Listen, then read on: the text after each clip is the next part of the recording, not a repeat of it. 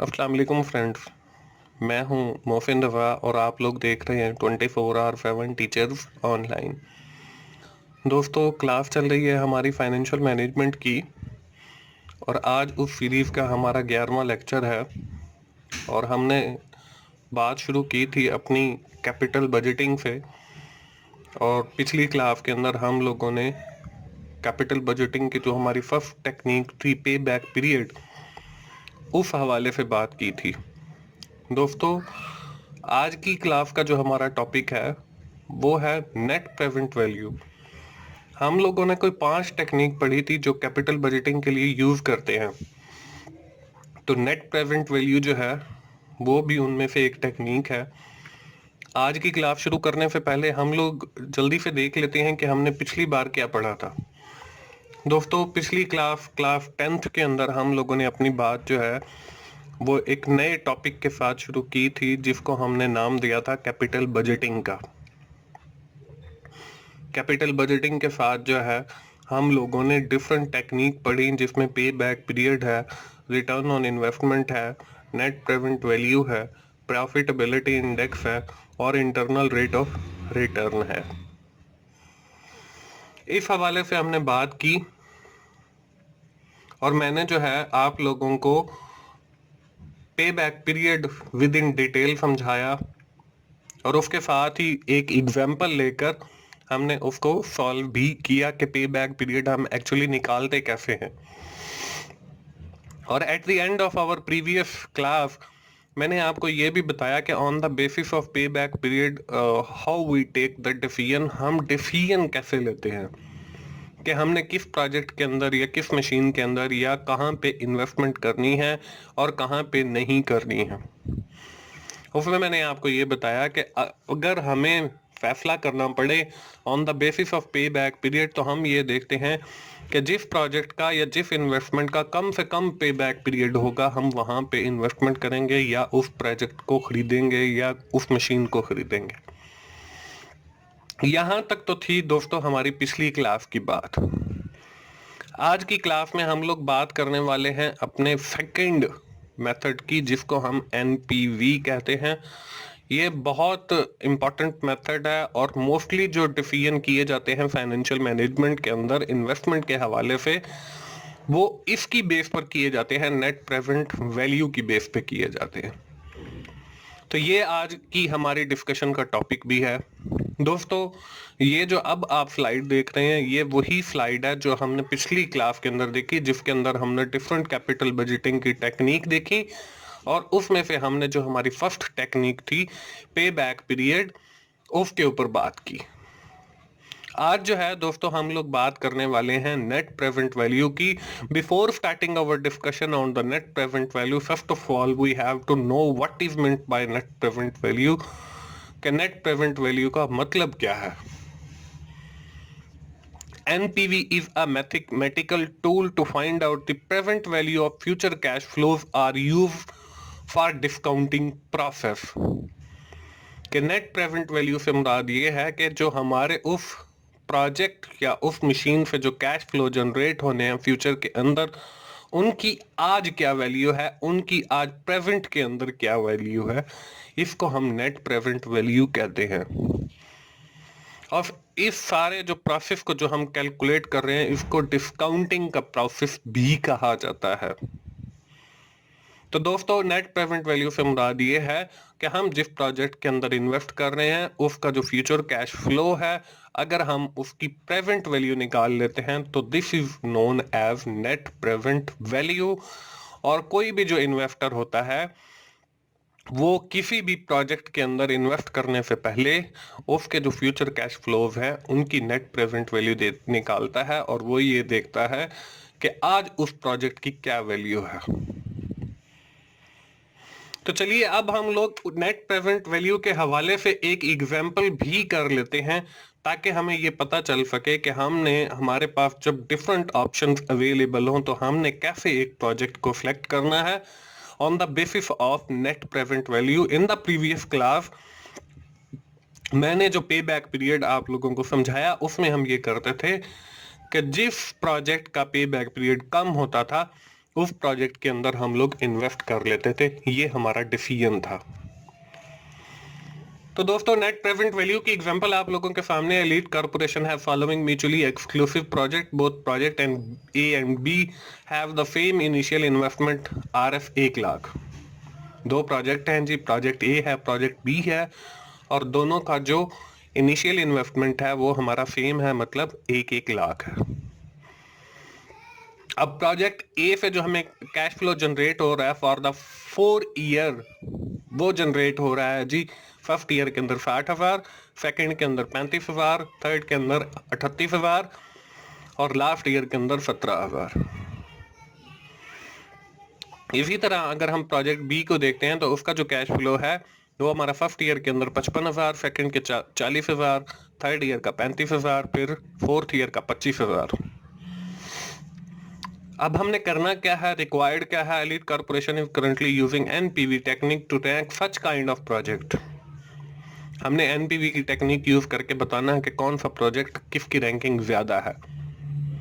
You are required to suggest which project is more appropriate to undertake, कि हम कौन सा प्रोजेक्ट अंडरटेक करेंगे बाय considering the appropriate discount rate as 15%, और इसमें जो हमारा डिस्काउंट रेट है वो दैट इज 15%।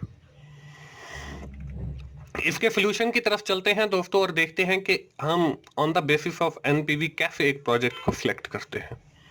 एनपीवी का फॉर्मूला यहाँ पे आप लोगों को स्क्रीन पे नजर आ रहा है। NPV is equal to CF1 से मुराद cash flow first year divided by 1 plus I से मुराद इन्वेस्ट हमारा इंटरेस्ट रेट है, और उसकी रेज टू द पावर 1 हो गया, plus CF2 cash flow second year का डिवाइडेड बाय 1 प्लस आई और उसकी रेज टू द पावर 2, और प्लस CFN मतलब जितने आपके पास नंबर ऑफ ईयर होंगे वो सारे ऐसे आगे चलते जाएंगे, और डिवाइडेड बाय वही 1 प्लस आई और उसकी raise to the power N, जब तक ईयर होंगे वही आपके चलते जाएंगे, मतलब 2, 3, 4, 5 ऑनवर्ड्स, और माइनस इनिशियल इन्वेस्टमेंट जो हमें शुरू में दी हुई है। दोस्तों, जो हमें एग्जांपल दी हुई है उसमें जो गिवन इन्फॉर्मेशन है वो ये है कि इनिशियल इन्वेस्टमेंट हमारी जो है वो 1 लाख है, इंटरेस्ट रेट हमारा 15% है, और नंबर ऑफ ईयर जो है वो 4 है, क्योंकि हमारे पास जो कैश फ्लो जनरेट हो रहा है वो हमें 4 सालों का दिया गया है। इट मीन्स कि this project have 4 year duration. हमारे पास 4 ईयर ड्यूरेशन आ गई। अब हम प्रोजेक्ट ए को देखते हैं, उसका एनपीवी कैलकुलेट करते हैं। प्रोजेक्ट ए आ गया और उसको देखें, मैंने फॉर्मूला के अंदर वैल्यूज पुट की हैं। अब देखें हमारे पास फर्स्ट ईयर का जो कैश फ्लो है वो 60,000 है, divided by 1 plus I interest rate 15% और उसकी raise to the power 1, plus 35,000 second year का प्रोजेक्ट हमारा cash flow divided by 1 plus interest rate 15% और उसकी raise to the power 2, plus 38,000 divided by 1 plus 15% उसकी raise to the power 3, plus 17,000 fourth year का हमारा cash flow divided by 1 plus 15% और उसकी raise to the power 4, और minus initial investment 1 lakh आ गई। अब देखिए, हम इसकी परसेंटेज को खत्म करने के लिए हमने 15 तकसीम 100 किया तो हमारे पास 1.15 आ गया। हमने हर जगह पर जहां पर परसेंटेज थी वहां पर 1.15 लिख दिया। अब जो इनके साथ रेज टू द पावर हैं वो हम कैलकुलेट कर लेते हैं। जब हमने फर्स्ट कैलकुलेट की तो वो हमारे पास 1.15, सेकंड की हमारे पास 1.32, थर्ड की हमारे पास 1.52 और लास्ट की हमारे पास 1.75।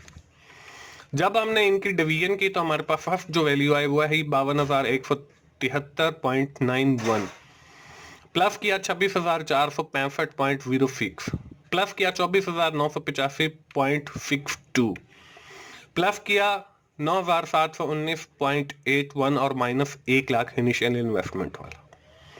जब हमने प्लस वाली वैल्यूज को ऐड किया तो वो हमारे पास 1,13,344.36 आ गया, और माइनस हमने 1 लाख करना है। तो जब हमने 1 लाख माइनस किया तो हमारे पास 13,344.36, ये हमारे पास एनपीवी प्रोजेक्ट ए की आ गई। इसी तरह हम प्रोजेक्ट बी की एनपीवी कैलकुलेट करेंगे। जब हमने प्रोजेक्ट बी की एनपीवी कैलकुलेट की, फार्मूलाज के अंदर हमने वैल्यूज रखी, तो 55,000 divided by 1 plus I 15% raise to the power 1, plus 40,000 second year का cash flow divided by 1 plus I 15% raise to the power 2, plus 35,000 divided by 1 plus I interest rate 15% raise to the power 3 plus 25,000 divided by 1 plus 15% raise to the power 4 minus initial investment 1 lakh आ गया। अब हम लोग इसे percentage को खत्म करते हैं तो 0.15 हमारा आएगा जवाब। 15 को तकसीम करेंगे 100 से तो सारी जगहों पर मैंने 0.15 लिख दिया। जब हमने रेव टू द पावर निकाली तो वो हमारी फर्स्ट ईयर की 1.15, सेकंड में 1.32 प्लस 1.52 और 1.75 आ गया। जब हमने डिवीजन का अमल कंप्लीट किया तो हमारे पास 47,826.09 प्लस 30,245.75, 23,013.07 और 14,293.83 minus 1 lakh initial investment. Plus वाली वैल्यूज को ऐड किया तो 1,15,378 और माइनस 1 लाख जब हमने किया तो हमारे पास जो जवाब है वो 15,378 आ गया। अब देखिए हमारे पास दो प्रोजेक्ट हैं, एक प्रोजेक्ट ए है, एक प्रोजेक्ट बी है। प्रोजेक्ट ए का जो एनपीवी आया वो 13,000 आया समथिंग, और जो प्रोजेक्ट बी का एनपीवी है वो हमारे पास 15,000 आया। अब हम लोग डिसाइड कैसे करेंगे कि which project is better for the company, तो इसके लिए एक हमें फैसला लेना पड़ेगा, डिसीजन लेना पड़ेगा। तो हम डिसीजन कैसे लेते हैं, we have select that project which have higher positive NPV value. जिस प्रोजेक्ट की हायर पॉजिटिव एनपीवी वैल्यू ज्यादा होगी हमने वो प्रोजेक्ट सिलेक्ट करना है। It means we want to get the higher positive return on their investment. हमने जो इन्वेस्टमेंट करनी है उस पे हम हायर पॉजिटिव रिटर्न चाहते हैं। Therefore, ताहम we have select higher positive NPV value for their investment, इसीलिए हम higher positive NPV value वाला जो प्रोजेक्ट है वो select करेंगे। In these two projects, project A and project B, we have select project B because it has higher positive NPV value, क्योंकि वो जो हमारी वैल्यू है वो 15,000 है। On the other hand, if we are talking about the project A, उसकी हमारी जो पॉजिटिव एनपीवी वैल्यू है वो 13,000 है। तो इसलिए हम इसमें से प्रोजेक्ट बी को सिलेक्ट करेंगे if we are taking the decision on the basis of NPV net present value. अगर हम नेट प्रेजेंट वैल्यू के ऊपर बेस करके अपना फैसला करना है। पिछली क्लास के अंदर हम लोगों ने पे बैक पीरियड कैलकुलेट किया था और उसके ऊपर हमने फैसला किया था कि जो सबसे कम ड्यूरेशन का प्रोजेक्ट होगा हमने वो सिलेक्ट करना है। उस वक्त हमारा प्रोजेक्ट ए सिलेक्ट हुआ था। जब हमने एनपीवी को कैलकुलेट किया तो इसके अंदर हमारा प्रोजेक्ट बी सिलेक्ट होगा। तो दोस्तों ये हमारे डिसीजन के हवाले से बात हो गई। दोस्तों अब वो स्टेज आ गई है कि आप लोगों को कुछ एक्सरसाइजेस भी दी जाए, क्योंकि मैंने शुरू में आप लोगों को बताया था कि ये जो कोर्स है, ये जो फाइनेंशियल मैनेजमेंट की सीरीज ऑफ लेक्चर्स मैं शुरू कर रहा हूं, इसके अंदर हम लोग ना सिर्फ इलिस्ट्रेशन सॉल्व करेंगे बल्कि कुछ एक्सरसाइजेस भी मैं आपको दे दूंगा जिससे मुझे जज होगा कि आप लोगों को फाइनेंशियल मैनेजमेंट जो है वो अच्छे तरीके से समझ आ रही है। पिछले 1-2 लेक्चर्स में हमने न्यूमेरिकल क्वेश्चन तो किए लेकिन मैंने उसके एक्सरसाइजेस नहीं दी, लेकिन फ्रॉम दिस लेक्चर ऑनवर्ड हम इंशाल्लाह मैं आपको साथ के साथ एक्सरसाइजेस भी देता चला जाऊंगा। एक्सरसाइज क्या है, company wants to option for purchasing a new machine. दो ऑप्शन है जी, both project A and B have the same initial investment 2 lakh, 2 lakh उनकी इनिशियल इन्वेस्टमेंट है and also same discount rate 10% और उनका जो डिस्काउंट रेट है वो 10% है। मशीन ए का जो कैश फ्लो है वो फर्स्ट ईयर में 70,000, सेकेंड ईयर में 60,000, थर्ड ईयर में 50,000, फोर्थ ईयर में 45,000, फिफ्थ ईयर में 30,000 है। इसी तरह अगर हम मशीन बी की बात करें तो फर्स्ट ईयर में 60,000, सेकेंड ईयर में भी 60,000, थर्ड ईयर में भी 60,000, फोर्थ ईयर में 10,000 और फिफ्थ ईयर के अंदर उसका 30,000 है। और आपको रिक्वायर्ड क्या है, find out the pay back period for both machines या बोथ प्रोजेक्ट्स। आपने पे बैक पीरियड कैलकुलेट करना है and find out the NPV of both project.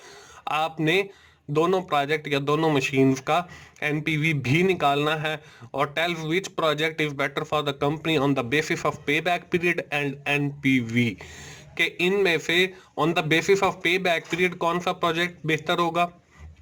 अगर हम एनपीवी की बात करें तो फिर कौन सा प्रोजेक्ट जो है वो बेहतर होगा कंपनी के लिए। तो दोस्तों ये है हमारी एक्सरसाइज। आप जाइए अपनी नोटबुक उठाइए, इसे राइट डाउन कीजिए और इसे सॉल्व कीजिए और इंशाल्लाह अगली क्लास में मुझे आके बताइए कि आप लोगों ने ये सॉल्व कर ली है। अगर किसी को कोई कंफ्यूजन होगी तो वो इंशाल्लाह मैं दूर कर दूंगा। दोस्तों ये थी हमारी आज की क्लास फाइनेंशियल मैनेजमेंट की 11वीं। उम्मीद है आप लोगों को फाइनेंशियल मैनेजमेंट समझ आ गई होगी और आप फाइनेंशियल मैनेजमेंट जो है इन सीरीज ऑफ क्लासेस से सीखते चले जा रहे हैं। दोस्तों अगर आपको मेरी वीडियोस अच्छी लग रही हैं तो उन्हें लाइक कीजिए, अपने दोस्तों से शेयर कीजिए और कमेंट्स की सूरत में अपना फीडबैक दीजिए। और मोहसिन भाई का चैनल 24/7 टीचर्स ऑनलाइन सब्सक्राइब कीजिए ताकि मेरी हर आने वाली वीडियो आप लोगों तक पहुंच सके। दोस्तों मोहसिन भाई को अगली क्लास तक के लिए इजाज़त दीजिए। थैंक यू वेरी मच दोस्तों। अल्लाह हाफिज़।